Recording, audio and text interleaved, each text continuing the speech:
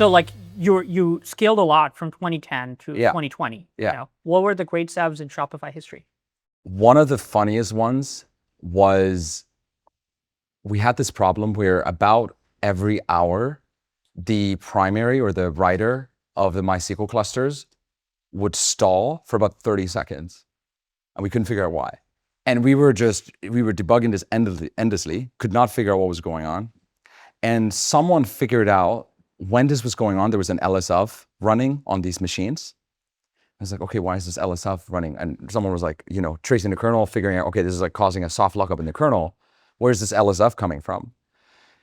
It turns out that some of the Percona utilities, which are some of the Perl scripts you use to manage MySQL, drew in PHP as a dependency.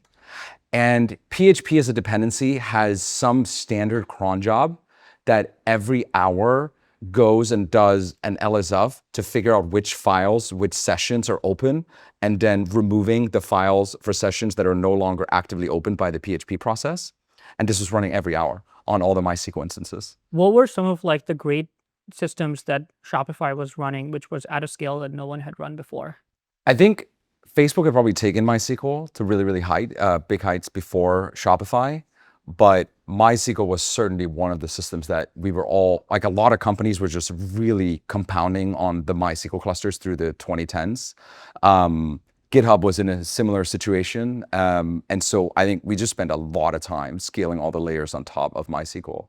One of the big things that was more, not novel, but a lot of the SaaS apps in the 2010s had been written in something like Ruby or Python or whatever, where you just had so many processes that couldn't do that many QPS per process, maybe in the tens, hundreds if you were lucky. And all of those processes had to have an individual connection to MySQL or Postgres. Postgres is actually worse at this out of the box.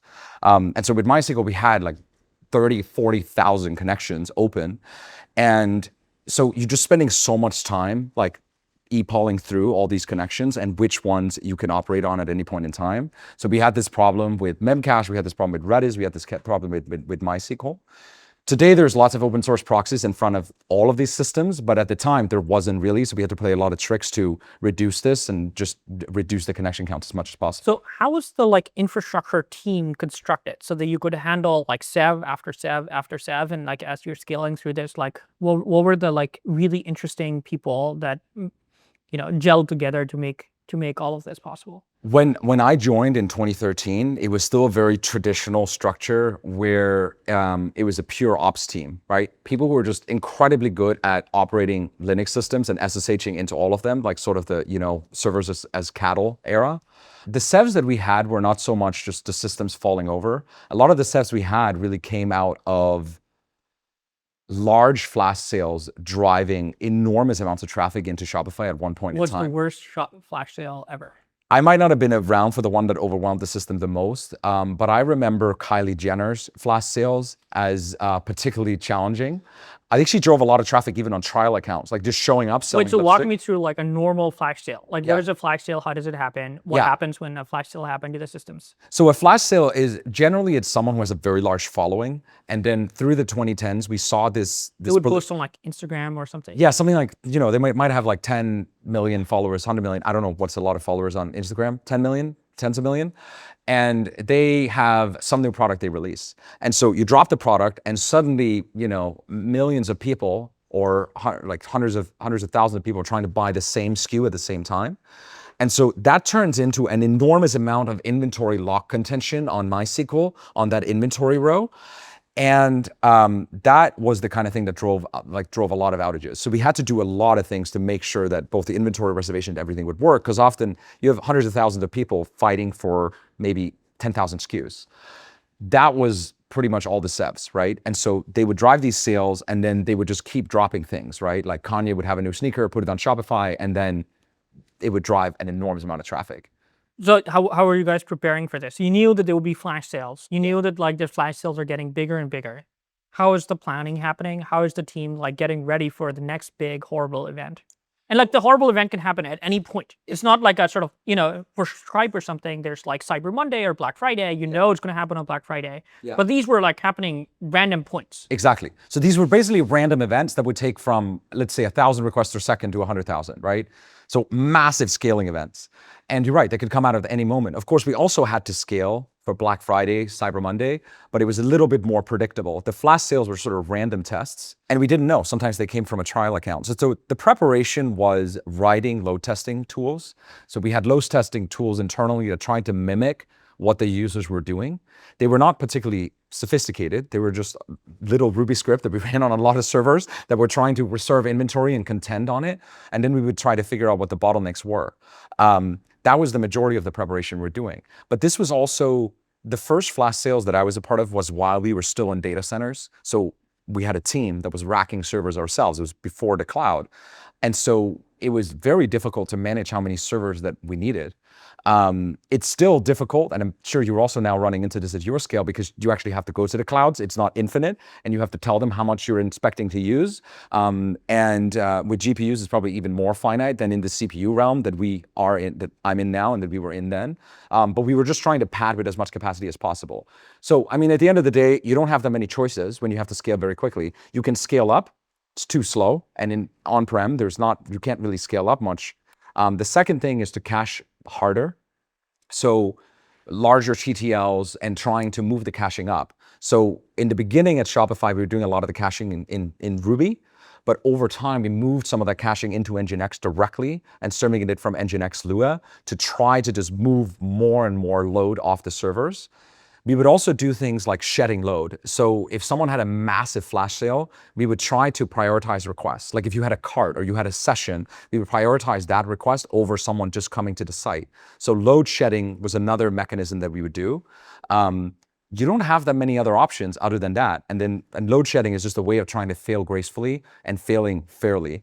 Those were really the main levers that we had. And yeah. How was the Shopify infrastructure organization organized? Like how was it in 2013? Like how does it go from like tens of people to like hundreds of people or thousands of people now? It was like, there's probably 5 to 10 people in 2013, like maybe a few thousand requests per second. And then we had a team of 5 to 10 people that were engineers without an ops background. This is like when people just started talking about DevOps, right? Where DevOps was, oh, maybe someone can both SSH in and run the Linux commands and also write software. That was almost a novel idea back in 2013. And so that started to happen at Shopify. You had a bunch of people who were just doing performance engineering stuff in the application and a bunch of people doing servers, and those teams ended up merging. And back then it was really scary. It's like, whoa, you're gonna have a developer writing Chef, right, to configure the infrastructure. And that's what we were figuring out then. So those teams merged, and we ended up calling that the production engineering team. I think Facebook did a good job pioneering this pattern. And then it just started breaking into different teams. So this is actually really interesting. One of the things that I've learned is that actually wasn't just like, there was a bunch of great companies scaling in 2010. There's like, early Stripe and early GitHub and early, Shopify and there's like tons of different companies, and they all collaborated with each other. Like how are the teams, like different teams, infrastructure teams collaborating across the organizations to build tools that like, what are the great tools that came out of it? What are the great open source libraries that people use now that have like stories in the infra wars of the early 2010s? I was just talking to, we probably both know Sam Lambert, who runs PlanetScale. And we were talking about this, how in the 2010s, a lot of these lessons, and it's probably still the case, are not written. They're shared on phone calls. Like you and I had some of those phone calls in the early days of Cursors, like, how do you do this and all of that? And it's a lot of wisdom that honestly the models can't really train on, because most of this is just in a bunch of people's heads. And in the 2010s, there was a bit of a collaborate intelligence like between these companies. Walk me through some of the people you talked to. So we talked to Zendesk. We're also scaling Ruby and MySQL. Intercom was also using a bunch of the libraries that we built for caching, and also Rails and MySQL. GitHub, of course. GitHub built things like this open source library called Ghost, which is something that uses the MySQL bin log to run migrations of the schema. SoundCloud built this thing called LHMs, which was a way to use triggers in MySQL to do schema migrations. At Shopify, we wrote a project called, for example, something called ToxyProxy. Have you ever heard of this project? Yes. It was a project I started because everything just started failing with all these different services that we had, and we needed a proxy where we could guarantee that if we took down all these different services, that things wouldn't fail. So for example, we had a database that was managing all the sessions and carts, and we needed to ensure, and if that database failed, all of Shopify stayed up so we could write tests against. And I think a bunch of those companies use that. I think Sam and I, like at GitHub and Shopify, we were on the phone together and we were like, oh, what are you doing about this with Ruby? And how are you scaling MySQL? And is this proxy good? And what are you doing about connections? And we would send like patch files together to get Redis to scale better. And there was just a lot of this collective wisdom, a lot of these like Ruby on Rails MySQL shops in the 2010s. What's the story of Logrus? Logrus is probably your most popular library. Yeah.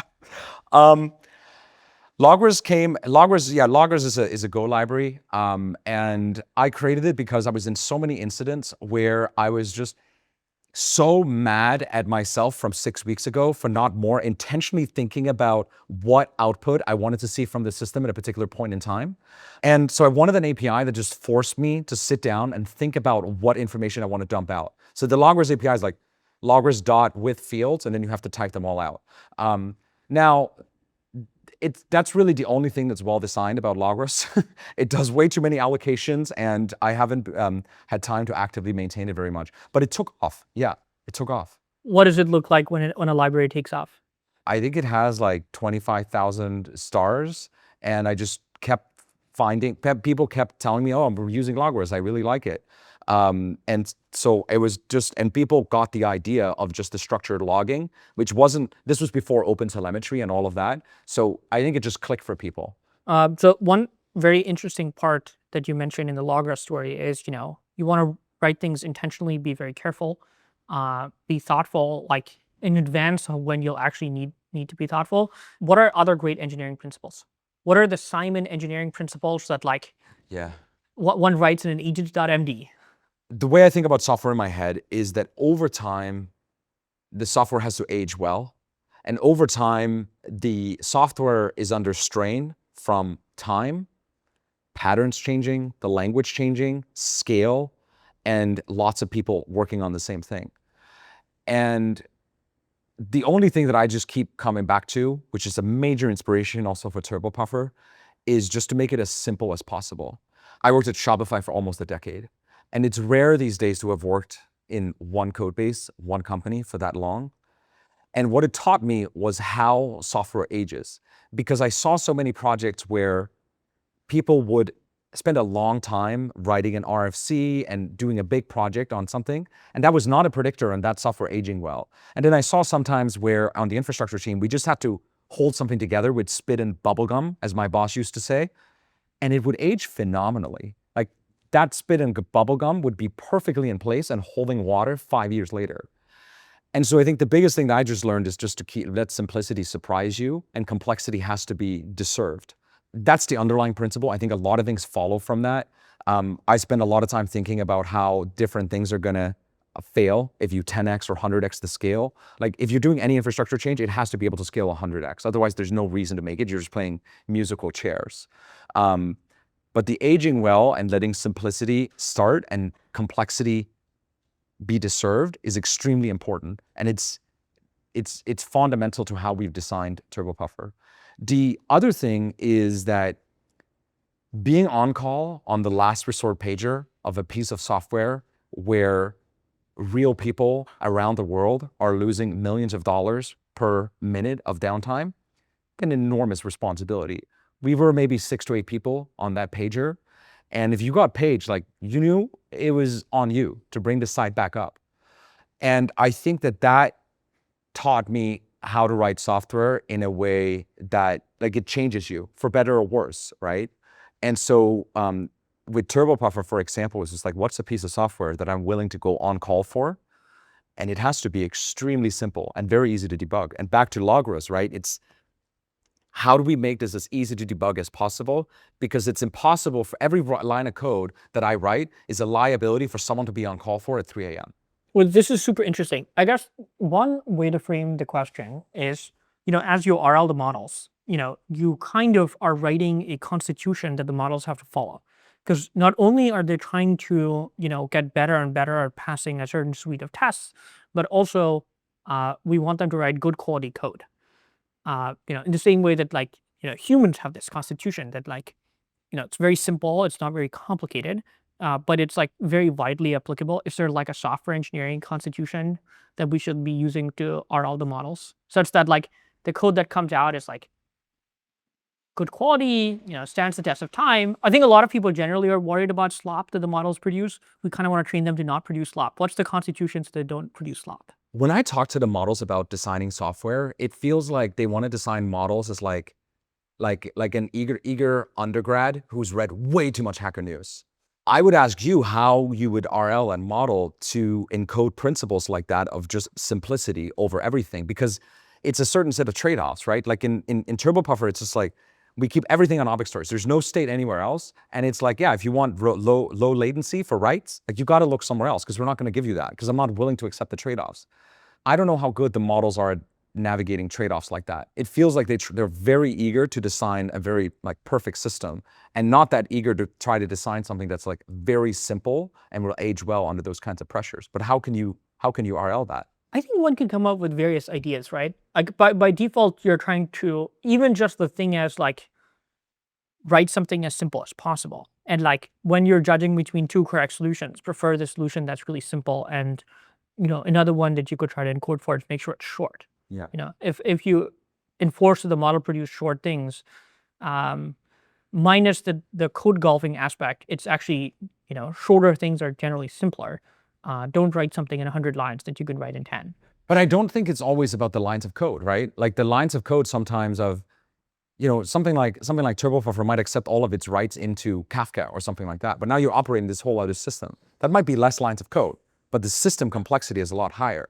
Do you give the models like a constitution? We actually write down like the things that like what we think of as great code, and that's like important because if you don't write such a thing, like the models will write all sorts of crazy shit that like is unbelievable. Yeah, I think also just thinking about all the graceful failure modes, right, and just the recovery of the software is also something that we've always tried to preserve the property that you can shut down every single server and you lose nothing. Like there's no lost data, and it's surprisingly difficult invariant to uphold. And so I think the other thing I think about with software aging are just what are the invariants in the system that I care about, right? Like we've both done competitive programming, right? And you're always thinking about what are the invariants in the system it has to hold under every condition, because otherwise you know that it's going to fail some test at some point.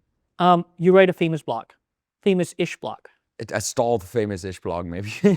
What's the story of starting the blog? It was very, inspirational for me when I read it back in the day, where it's like, for people who don't know, the blog basically walked through, for seemingly complex engineering problems, how can you break it down into Fermi estimates and actually get a fairly reliable and good estimate of like what the system will perform under weird shit that is like otherwise really hard to estimate. I had no idea that you read it. I did. Did you read it before we got to know each other? Mm-hmm. So what you're talking about is Napkin Math. Arvid entry school. Napkin Math came out of my role at Shopify was I was a principal engineer. And one of the things you do as a principal engineer is you're reviewing a lot of the signs. So you're reviewing the signs of, I want to build this product, it's going to use the database in this way. And something that I found myself repeating a lot were just, people would come to me with a benchmark and say, this is how I expect this database to perform. And then they would make decisions based on these benchmarks. And I started to just completely distrust benchmarks. Like I still really don't like benchmarks very much, especially not when you're trying to make a technical argument, because benchmarks are like a point in time. They don't tell me anything about what the fundamental properties of the system are. And so the lesson that I felt like I was preaching in so many of these reviews, talking about like, okay, this might be the benchmark, but the fundamental properties of the system are that, if you're trying to do a search query, for example, like you can just do a little bit of math and figure out like how many gigabytes of data that you have to move to serve the query. You see, okay, to serve this query, I have to move around a gigabyte of memory around. The DRAM can maybe do about 10 to 100 gigabytes per second, so this should take somewhere between like 100 and 10 milliseconds. And you would come back with a benchmark, and they're like, well, it takes 5 seconds, so we can't use this database. And it's just like an unacceptable explanation to me, because like, there's a gap here between my first principle understanding of the system and my like dumb high school math, multiplication math, and how the system is performing. So that gap between the first principle understanding of the system and how the system is already like actually performing in the benchmark, We have to close that gap before we can conclude anything. And that gap is either like my stupidity, like this math is wrong, or it's that this system is not performing. But like one of us is wrong.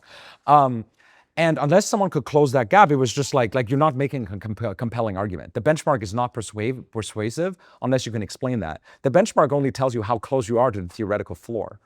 And so I just started a blog to try to explain this and to give myself a bit of a cadence of like, okay, you're trying to do this join. How long might that take? And then just doing a bunch of math, running the actual test and see what the difference is, and then trying to reconcile that gap, right? What's your favorite blog post in like the series of blog posts you wrote? I really like the one about TCP windows. Have you read that one? Yes. It eats away at every single scaling system. Yes, it does. And it became very important to winning a very important deal at turbopuffer, actually, at some point, this blog post. So this blog post is basically, this was a prompt that came to me at Shopify where someone was like, okay, like, why does it take 3 seconds to load a page in Australia, right? So you're going from Australia to US East. I'm guessing that round trip is probably 250 milliseconds, right? Like there's like pretty good undersea cable probably over the Pacific, and then you're running the 60 milliseconds cross-continent, probably around 250 to 200 milliseconds, right? But the page load was taking 3 seconds on like a vanilla Shopify store. You just like spin it up and like, I know that the Ruby and stuff is taking like 10 milliseconds. Makes no sense. And this just haunted me. Then I went to visit the site and I would refresh and it would take less time, but it was not a cache hit. I would skip the caches and then it would take 260 milliseconds. And just like, what is going on here, right? There's like 3 seconds versus 260 milliseconds in my understanding. Like, what is this gap? Like, is it my stupidity or something like not working here? And so I dug into it and spent a bunch of time in Wireshark looking at it. I'm like, why is it going back and forth like over the Pacific so many times? And it turns out that in TCP, what you do is that when you open a connection, so Sydney dials to US East will only the first time send 10 packets back, because they're trying to negotiate how big the link is between the two, and that it has a very conservative default. So we'll send 10 packets, the packets are like 1,500 bytes each. And so a website that's like 15 kilobytes is gonna load faster on most machines than anyone that's 16 kilobytes. And I just sort of deduced this from Wireshark. So this website is in like the hundreds of kilobytes. So it does 15 kilobytes, and then TCP says, oh, okay, I guess the link is big enough for 15 kilobytes. Let's try 30 kilobytes the next time. So now you transfer 4 to 45 and it keeps doubling. But now you're doing a lot of round trips back and forth to negotiate the size of that link. And so what I realized is like, okay, well, if you just tune the Linux kernels like TCP settings on both ends to send 100 packets in the first round trip, this will go a lot faster. The downside is if you have a very, very bad uplink, you're going to lose a lot of packet loss, but in general, it's probably a better setting. And this became applicable even at something like turbopuffer at some point, yeah. So that brings us to one of my other favorite questions. So there's a two-part database question. So number one, what are the great databases of the past? What are the systems you found very inspirational? What have you learned from them? Walk me through your understanding of the evolution of databases. So I think there's a couple of angles to this. So the way that I think about it is that about every 15 years, the ingredients are in the air to build a new database. A lot of databases come around, right? Like I'm sure there's thousands of databases in production around there. But in terms of big databases, it sort of like begs for a new platform, right? Like Oracle, for example, and MySQL and Postgres are built in the 90s. We have web and we have the web. We have a lot of like all these SaaS companies being built and lots of data going into databases. That was the first, I would say, wave of big production databases. There were some in the 80s, but this is so far, like 80s and 70s, so far before I'm born. So I don't have a great understanding of there, but obviously there are databases there, often on mainframes and so on. But the 90s was when the first like grade of like big database companies were built. Then about 15 years later, you have a new workload. Not just websites and so on trying to store data and applications starting to store data, but you had these large-scale OLAP workloads. And so then you have Snowflake and Databricks and a bunch of other companies being built around this new workload. And I think big database companies basically are companies where every single company on Earth has data in that database, either directly or indirectly. And so, while the proverbial textile manufacturer in Bavaria, Germany, is not going to go out and buy Snowflake directly, almost certainly they're using some product that's using Snowflake or Databricks, right, or tens of times. So their data is probably in that database tens of times. And those are how the biggest database companies are built and the biggest database companies. I think now there's a moment where that's happening again, where there's all these AI workloads that are trying to be connected to data, but that's one way I think to see it in the past. In terms of inspirational databases, SQLite is the first one that comes to mind for me. What I really like about SQLite is they just have this hardcore minimalist philosophy in everything that they do. I think the best example is, and this would go in my software agents MD constitution, is to try to get as much pressure on every code path as possible rather than having separate ones. In SQLite, they have a phenomenal example of this. And it's that normally when you do a join ad hoc, you'll do some version of like a nested for loop or a hash join or something like that. And you will implement that as a particular path.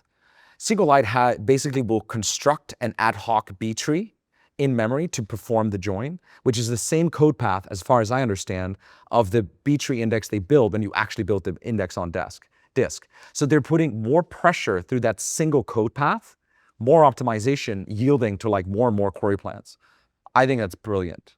Obviously, another database that I admire is like Google Cloud Storage and S3 and these blob storage, where they have very, very few APIs, but those APIs have a very, very consistent histogram of latency, almost infinite scale, and they work, and they're extremely reliable. I really like systems that have very few primitives, and you just know they work, and you know that they will honor their histogram bounds, even when subjected to a lot of time, so reliability, but also a lot of scale. So I've certainly taken a lot of inspiration from that as well. For me, there's also a bit of nostalgia, even just like in the old days of just like ripping it with FTP and PHPMyAdmin and a MySQL box. I really like that. And there's like a sense of that I would love to bring into the database that we're building today. So next, there's part two of my two-part database question. Is one of the things I don't understand very well about the database industry. This might sound naive, but most systems that you see in the world have this property that as the industry matures, there's one winner, and that one winner just stays the winner forever. So just to walk through a few examples, operating systems, there's a lot of competition. Then there's Linux wins in some ways, or like for consumers, macOS wins, and then that just stays the way forever. And for virtualization, there's one winner, and that winner stays the winning company forever. And like almost all systems have this property. It's true for OSs. It's true for anything you use in terms of like APIs in the real world. Like even in clouds, there's like basically AWS plus like 2 copies, and those are like the standards forever. There's no like real new like contender popping up every 15 years of like disrupting a standard. A database is the only example where every 10 years there's like new companies. Every year, like someone starts a new database in the hopes of like becoming the next big database that everyone will use. And like there seems to be this consistent innovation over like a period of half a century, which it doesn't feel like anything else has. There are no great infrastructure companies where like once the infrastructure company starts, wins and stays stable, there's like a new one in the category every like 5 years. People joke through this that like the only other answer to this is JavaScript frameworks. But outside of JavaScript frameworks and databases, why do databases have such a property? So the mental model I have of this is that to serve new software, infrastructure software, there needs to be a new workload. And so the workload that we expect of an operating system hasn't changed enough for us to require a rewrite, right? We expect now virtualization and really good isolation primitives from the operating system. Solaris was a lot sooner to that than Linux, right? Like Linux only really got good at that even just a few years ago, right? And they were working on that through the 2010s. But it wasn't enough to disrupt the whole thing. And so I think with databases, we do see new workloads, like every 10 years, every 10 to 15 years. But there's not as many new workloads as I think people think that really matter. Now, there's a lot of niche workloads, right? So there's a niche workload in graphs. It's a fairly niche workload. But the big database companies are built when you start with some ostensibly niche workload and then expand from there. I think MongoDB is a great example of that, right? They started with like very web, like get up and running very quickly, and then they've just expanded. Like they do time series, they do graph, they do everything. So I think that's one. Property is workload, but workload is not enough. Why can't the incumbent also get really good at that workload? Yeah, so Like, why can't Oracle just keep getting better and there's never a new database company but Oracle? Or it's Oracle V1, V2, V3, V4. Seems like they get disrupted again and again and again. it brings me to point number 2. So you need a new workload because there needs to be some reason for every company on earth to have some data in this new database. Otherwise, it's not going to get that big. The second thing that you need is that you need a new, fundamentally new storage architecture that is advantageous for that workload that the incumbent can't get to. So example of that, right, is like Snowflake and Databricks are architected with commodity HDDs, either directly on object storage, and Oracle can't do that, right? It does not have a separation of compute and storage, so it can't do these like massive OLAP workloads, even though you could ostensibly do that as an extension of the design. Oracle has at that point 30 years of heritage of assuming a tight knit non-separation of compute, like tight coupling of compute and storage. Now, right, we can build databases that take advantage of NVMe SSDs, and Snowflake and Databricks didn't do that because NVMe SSDs weren't even in the cloud until like 8 years ago. And NVMe SSDs require you to architect a database fundamentally differently to take advantage of it. You need a lot of outstanding IOPS in very few round trips. And that's also what you need to do very low latency on object storage. The other thing is metadata. So the first generation of databases built on object storage would have had to put all the metadata in a separate database, which has all kinds of other problems like running in other people's clouds and running in many regions. And you can build databases only as of like a year and a half ago that can have the metadata also in object storage. So when you have those two conditions of a new workload, in the 90s, it was like, computers, internet. And 15 years ago was OLAP with like analytics. And today it's connecting very large amounts of, especially unstructured data to AI. That's the new workload. You need that. The second thing you need is a new storage architecture can't be copied, right? The search engines before turbopuffer can't copy it because they tightly coupled compute and storage. And Oracle couldn't easily copy what Snowflake and Databricks did, which was separate compute and storage. What's the story of Simon becoming a fan of databases? You're clearly very passionate about databases. Love databases. I think competitive programming has a lot of just like database adjacent topics. And so you just start thinking in asymptotic notation and how things are executed. And when I got to Shopify, I was just so drawn to the people who were working on databases.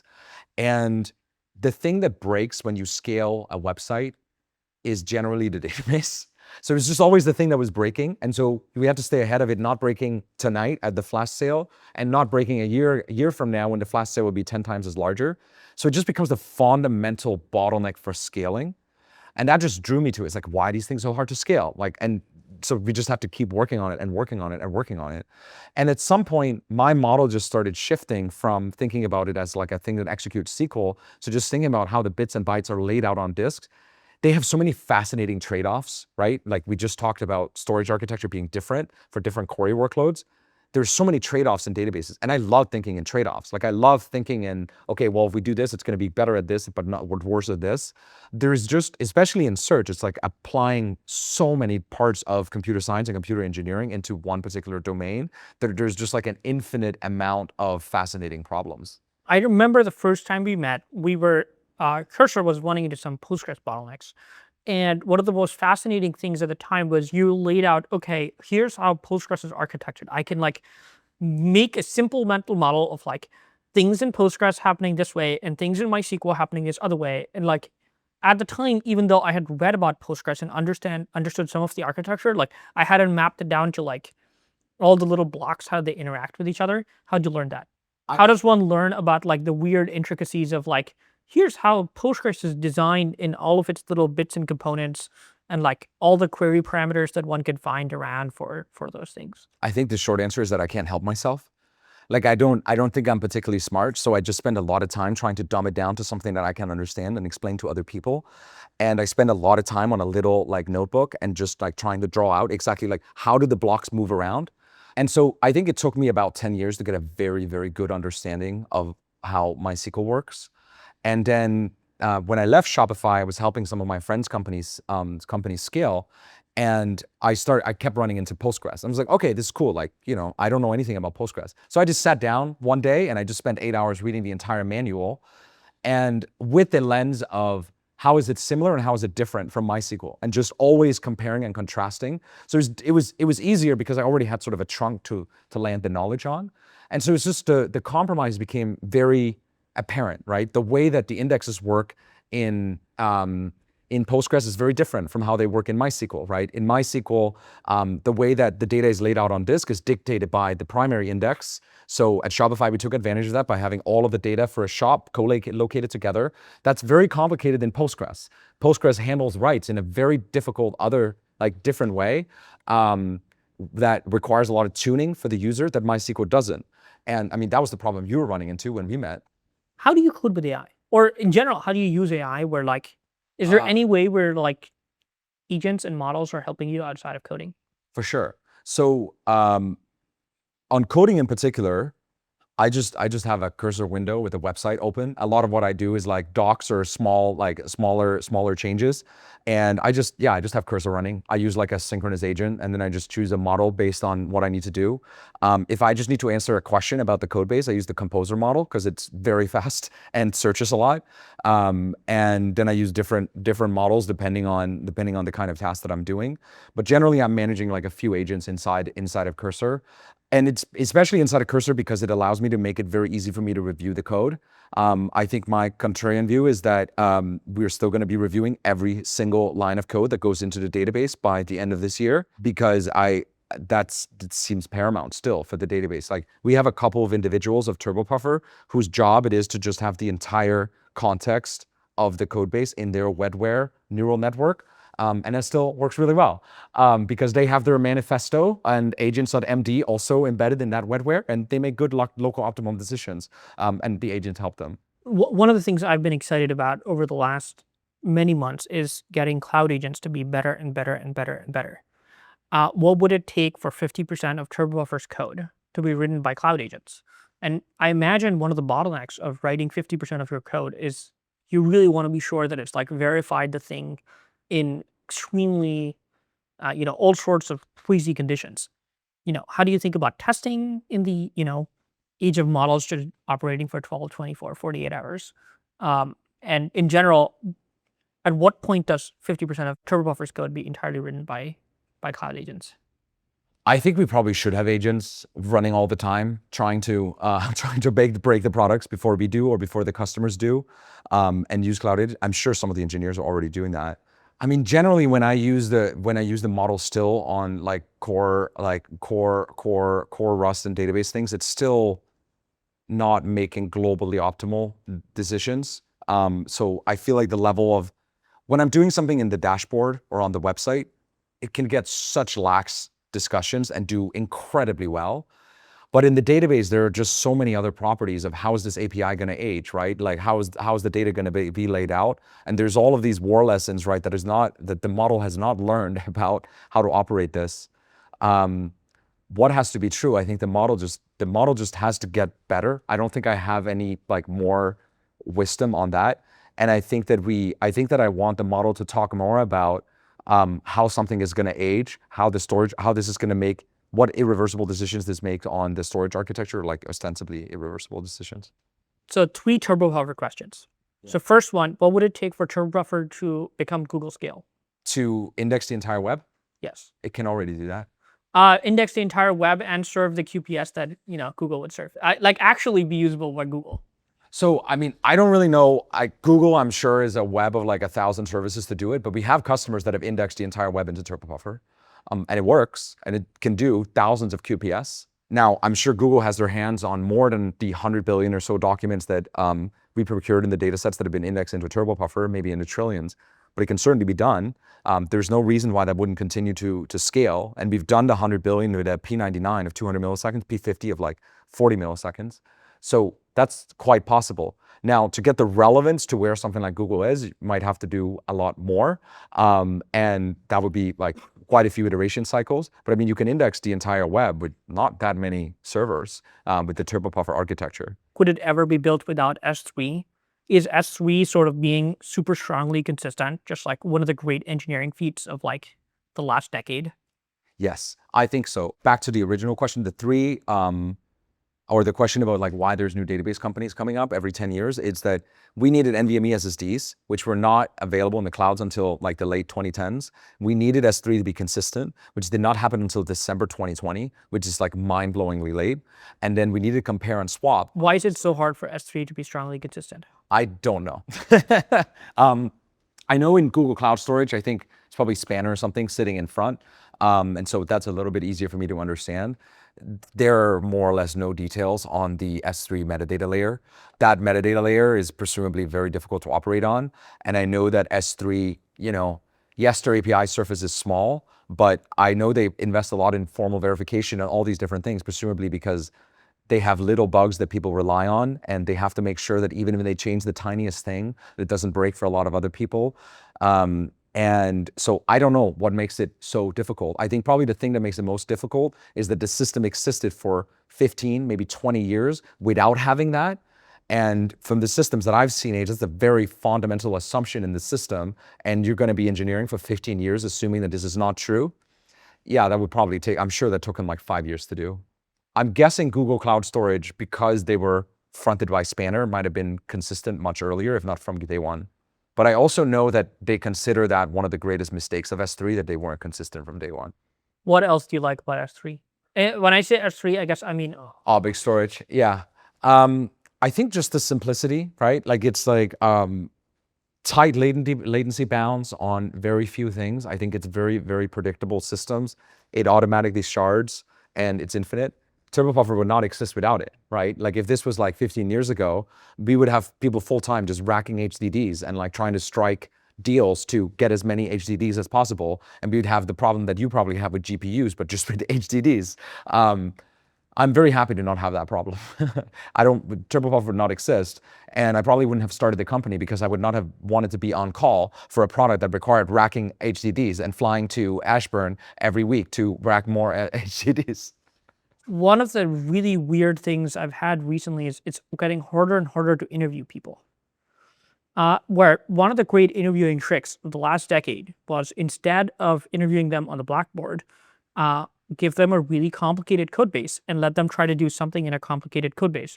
Because naturally doing things in complicated code bases requires an incredible amount of RAM. Like you need to be able to hold a lot of things in your head while still being able to produce net new stuff, other than just getting, stuck or being asked to deliver, day to day. If you need to deliver in 2 days something that is required of you, can you just shut everything else off and actually focus on the thing? Sadly, language models have just gotten so good that you can't use that interviewing trick anymore. How do you think we go back to first principles and interview great engineers? Because there's obviously drawbacks of doing things like whiteboard interviews, because whiteboard interviews are not the thing you're doing on a day-to-day basis. It isn't exactly the skill that you're trusting. This is something I spent a lot of time thinking about. I have a document called Traits of the P99. I don't know if I've ever shared early draft of this, because you and I have spent a lot of time talking about interviewing over the years. And it's just a list of traits of the P99. And it's a long list, and I can't share all of them because that would be too easy. But I think that the P99 is someone that you would describe as fast. It comes out in very, very different ways in a lot of people, right? You and I can talk very fast, and so that can be interpreted as fast.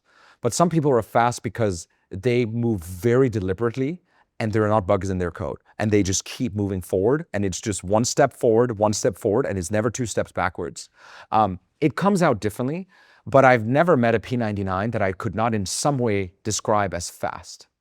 Another trait of the P99, I think, is that they have bent something to their will. Whether it's software or their trajectory or something like that, they have just made like the machine or something do what, in Silicon Valley, you call this agency, right? But it's also agency or facility with the machine itself to get it to do what you need to do. I think P99s try to their best of their abilities to surround themselves with P99s, and they probably have multiple moments in their life where they discovered that there was another level and they could not help themselves but to try to get there, right? You're an immigrant to the new world like myself, right? And so you probably at some point tapped out of the P99s in your local community and you went looking somewhere else, right? And I think one of the interviews that we do is an interview that we call the life story. And our recruiter, Jen, spends an hour and a half with people, just going through their life, like all the way from when they first were introduced to something that they were excited about. And I think that the P99 got very excited about something very early, and they continued to seek out the next 9, like P99 to P999, right? And for you, I'm sure it was like going to MIT, you discovered another level, right? Being at IMO, you discovered another level. And I think that's another trait that we look for. And so I just have a list of this, like they're obsessive, like they can't help themselves but get in the weeds. Like on some detail they find particularly interesting about something, they just can't help themselves. They don't remain at this level. Like it's not like a monotonous abstraction level. They can't help themselves but go up and down. And so I have a list of these and I just look at them after I've interviewed someone, after I talk to someone, I have a particular interview that I do where I look for that. What do you do? What do you look for now? Actually, I've been thinking about it a lot. I mean, I don't have like a great answer. I do think probably we should go back to logic puzzles, where I think there's something that comes out when you go into something like these weird probability questions, where probability questions require something like clarity of thought. In periods of stress, having clarity of thought is more important than one realizes. And of course, a probability question itself, can be easily solved if you're like, very, very well versed in probability. But also, just being able to stay calm and then say, we'll reason through this together.